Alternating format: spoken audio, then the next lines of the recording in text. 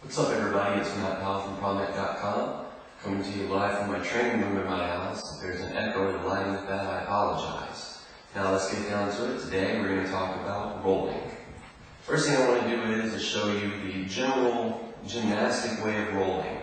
Now I want you to compare it to a biomechanically efficient way of rolling. So at personal harm to myself, I'm going to do the old school way of rolling so you can see.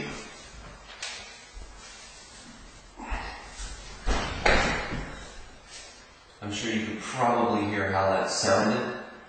If you couldn't, you should be here. Now let's go ahead and let's do the biomechanically efficient roll.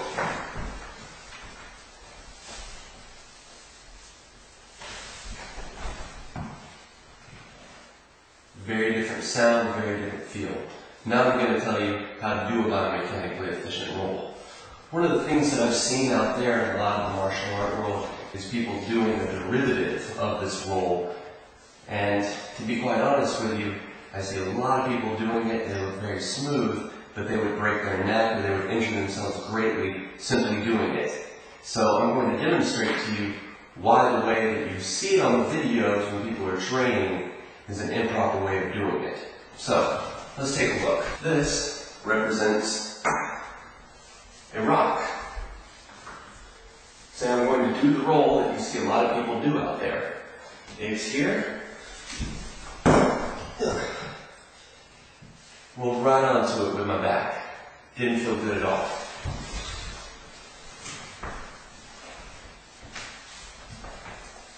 The question I often ask people is, would you dive into a pool without your hands out? Trying to find what's down there with your head? No, you wouldn't. It's dangerous. People warn about that all the time. You never dive into a pool, any type of lake, creek, or whatever you're going to jump into without your hands out. So the first thing that you want to do is you want to make sure that you're diving into your roll properly. So before we get into the biomechanics, the first part of this is safety for yourself. You're diving into the roll. This is your rock. The wedge. As you come into the roll, you're going to take your hands and you're going to move them out. You're going to clear whatever is in front of you.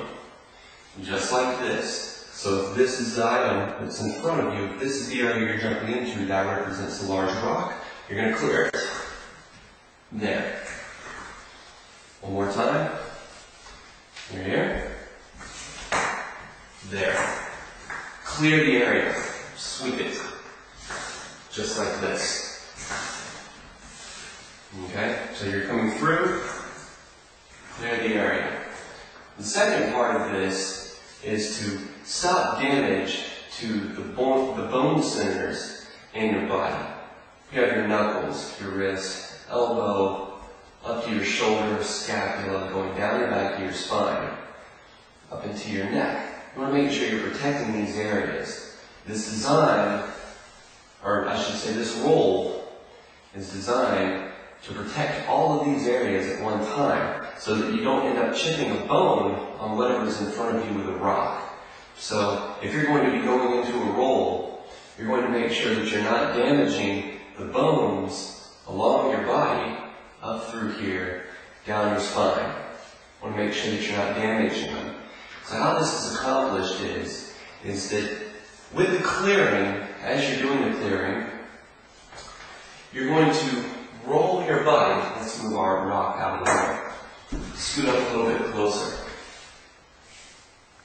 You're going to roll your body into the ground. It's going to go here, there, right up along this part of your forearm and your elbow. And along there, skipping your shoulder, okay? So as you come in, you're going to be engaging the ground just like this. Right back through there. Right there. So let's actually do it and show you how it works. You're here. You're going to move this way. Clear everything. The clearing right here goes in. So watch me do it. I'm just going to do a roll for you so you can kind of see what I'm talking about. Let's bring this back here. It's very quiet, very efficient roll.